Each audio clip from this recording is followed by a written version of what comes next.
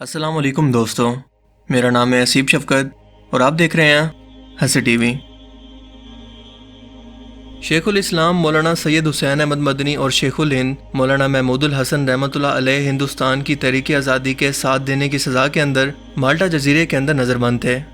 یہاں ان کے ساتھ ایک انگریز جنرل بھی سزا کے طور پر قید تھا جس کا کورٹ مارشل ہوا تھا۔ مولانا سید حسین احمد مدنی نے ان سے پوچھا کہ خلافت عثمانیہ مسلمانوں کی ایک کمزور سی خلافت ہے، مگر پھر بھی کیا وجہ ہے کہ برطانیہ، اٹلی، فرانس اور امریکہ جیسی طاقتیں اس کے پیچھے پڑی ہوئی ہیں؟ انہیں خلافت سے آخر کیا خطرہ ہے؟ ہم مسلمان اسلامی خلافت کو اپنے دینی احکامات کی طرح دل و جان سے پیار کرتے ہیں، تو ان سب یورپی طاقتوں کو آخر اس سے کیا خطرہ ہے؟ اس انگریز جنرل نے جواب دیا کہ مولانا آپ کا سوال اتنا بھی سادہ نہیں ہے جتنی سادگی سے آپ پوچھ رہے ہیں۔ زیادہ بھولے بننے کی کوشش مت کریں، کیونکہ یہ بات تو آپ بھی جانتے ہیں اور ہم بھی کہ خلافت عثمانیہ اس وقت ایک کمزور خلافت ضرور ہے، لیکن قسطنطنیہ کے اندر بیٹھا ہوا خلیفہ اگر آج بھی کسی ملک کے خلاف اعلان جنگ یا جہاد کا حکم دے دے تو مراکش سے لے کر انڈونیشیا تک مسلم سپاہی سر پر کفن باندھ کر باہر نکل آئیں گے، اور سارا کا سارا یورپ ان دو الفاظ یعنی خلافت اور جہاد سے کامتا ہے۔ اسی لیے یورپ کے تمام ممالک متحد ہو کر ان دو لفظوں کی طاقت کو ختم کرنا چاہتے ہیں، جو کہ انہوں نے کر دکھایا۔ اسی لیے خلافت عثمانیہ کو توڑنے کے لیے برطانوی فوج نے اپنے ایک جاسوس لارنس آف عربیہ کو عربوں کا خیر خواہ بنا کر ان کے اندر اس طرح سے داخل کیا کہ یہ ان کا عالم اور خیر خواہ بن کر ان کو اکساتا رہا کہ کیا تم لوگوں کے اندر ذرا بھی غیرت نہیں ہے کہ تمہارے گھر پر کوئی غیر عرب حکومت کرے؟ لہٰذا حجاز مقدس سے آل سعود نے خلافت عثمانیہ سے بغاوت شروع کر دی، اور موجودہ سلطان نے یہ سوچ کر کہ اللہ کے گھر کے اندر خون خرابہ نہ ہو، بنا کسی شرائط کے مکہ کو آل سعود کے حوالے کر دیا۔ 28 رجب 1342 ہجری کو وہ رات تھی جس کے بعد اب تک مسلمانوں کے اتحاد کی طاقت نے کوئی صبح نہ دیکھی۔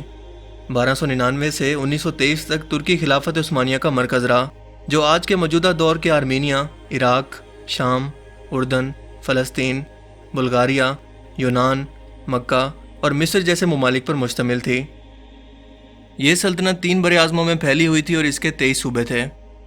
1923 کے اندر پہلی جنگ عظیم کے بعد خلافت عثمانیہ کی مخالف اتحادی فوجیں، جن میں جرمنی، فرانس اور برطانیہ شامل تھے، انہوں نے جنگ بندی کی شرط کے طور پر ترکی سے زبردستی ایک معاہدہ کیا جسے معاہدہ لوزان کا نام دیا گیا، جس کی مدت 100 سال تھی۔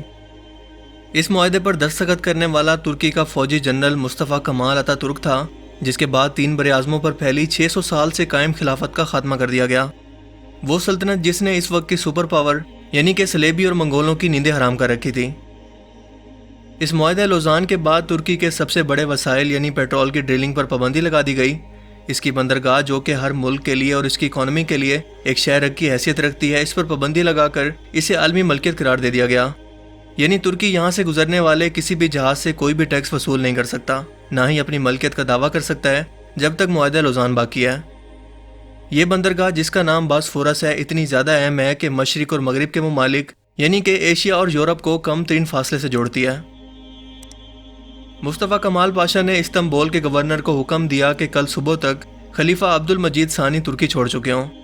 ان کی جائیداد اور املاک پر قبضہ کر کے زبردستی فوج کی مدد سے انہیں ملک بدر کر دیا گیا۔ 3 مارچ 1924 کو ترکی کی قومی اسمبلی نے خلافت کے خاتمے اور مذہب کو دنیا کے قانون سے علیحدگی کا قانون پاس کیا، اور یوں اسلام اور خلافت پر پابندی لگا کر ترکی کو ایک سیکولر ریاست قرار دے دیا گیا۔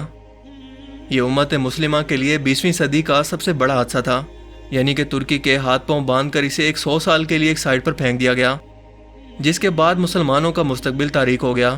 تمام مقدس مقامات غیروں کے قبضے میں چلے گئے۔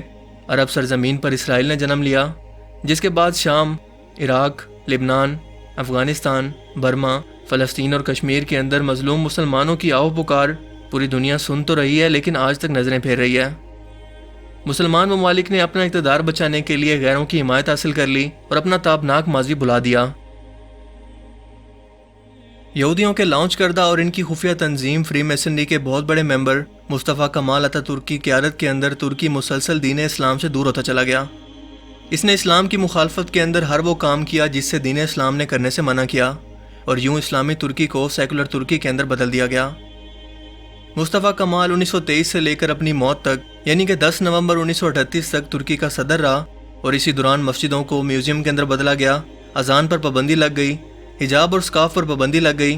اس نے اپنی خود کی پالیسیز بنائی جنہیں کمیونزم کا نام دیا گیا، اور اسی پر برطانوی سیکرٹری خارجہ لارڈ کرزان نے کہا تھا کہ ترکی کو بالکل تباہ کر دیا گیا ہے. اس کے ہاتھ پاؤں اس طرح سے باندھ دیے گئے ہیں کہ وہ دوبارہ کبھی بھی اپنی کھوئی ہوئی عظمت کو بحال نہیں کر پائے گا، کیونکہ ہم نے اس کی روحانی طاقت یعنی کہ مذہب اور اسلام کو ختم کر دیا ہے. اور پھر تاریخ نے دیکھا کہ اس کے بعد مسلمان امت کی وہ حالت ہوئی جیسے کوئی چھوٹا بچہ اپنے والد کے سائے سے محروم ہو گیا ہو. خلافت ختم ہوئی اور اسے چھوٹی چھوٹی ریاستوں کے اندر تبدیل کر دیا گیا، جس کے بعد 40 ملک وجود میں آئے. ہر ریاست کو اپنا آئین، قانون، جھنڈا اور قومیت دے کر تقسیم کر دیا گیا، جس کے بعد ایک اسلامی ممالک پر کفار نے بھوکے بھیڑیوں کی طرح حملے کرنے شروع کر دیے اور مسلمانوں کی نسل کشی ہونے لگی اور اپنی بقا کی جنگ لڑنے کے لیے وہ اکیلے رہ گئے. کوئی بھی ان کے سر پر ہاتھ رکھنے والا اور ان کے لیے آواز اٹھانے والا یا لڑنے والا اب باقی نہیں رہا تھا. جس کے بعد امت کو اللہ تعالیٰ نے طیب اردوان جیسا امت مسلمہ کا درد رکھنے والا ایک لیڈر عطا کیا، جس نے کمال سمجھداری سے فوج، عدلیہ اور اپوزیشن کے ٹکراؤ کے بغیر سیکولر ترکی کو ایک بار پھر سے اسلامک ترکی کی طرف گامزن کرنے کا سفر شروع کر دیا ہے.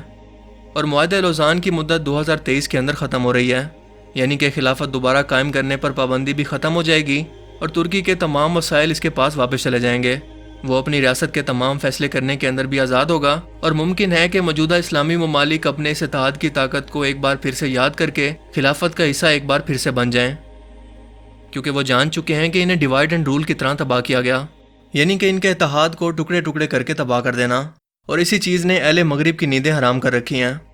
اور اسی لیے 15 جولائی 2016 کو ترکش فوج کے ذریعے امریکہ اور اسرائیل نے بغاوت کی کوشش بھی کروائی، جسے ترکش عوام نے ٹینکوں کے آگے لیٹ کر کچل دیا. دوستو، آج ضرورت اس بات کی ہے کہ آج ہمارے مسلم حکمران حکومت حاصل کرنے اور اسے بچانے کے لیے مغربی قوتوں کی طرف دیکھنے کی بجائے اپنا رشتہ ایک بار پھر اس ناقابل تسخیر اتحاد کی حامل طاقت سے جوڑ لیں جسے خلافت کہتے ہیں، اور علامہ اقبال جیسے حقیقت شناس مرد کی بات کو سچا کر دکھائیں کہ اپنی ملت پر قیاس اقوام مغرب سے نہ کر، خاص ہے ترکیب میں قوم رسول ہاشمی صلی اللہ علیہ وآلہ وسلم.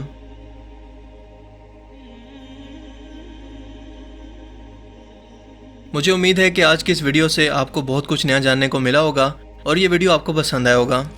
اگر یہ ویڈیو آپ کو اچھا لگا تو اس کے لیے ایک لائک تو بنتا ہے یار، اور اگر بہت اچھا لگا تو اسے دوستوں کے ساتھ بھی ضرور شیئر کریں. اب میں ملوں گا آپ سے کسی نئی اسی طرح کی انٹرسٹنگ ویڈیو کے اندر.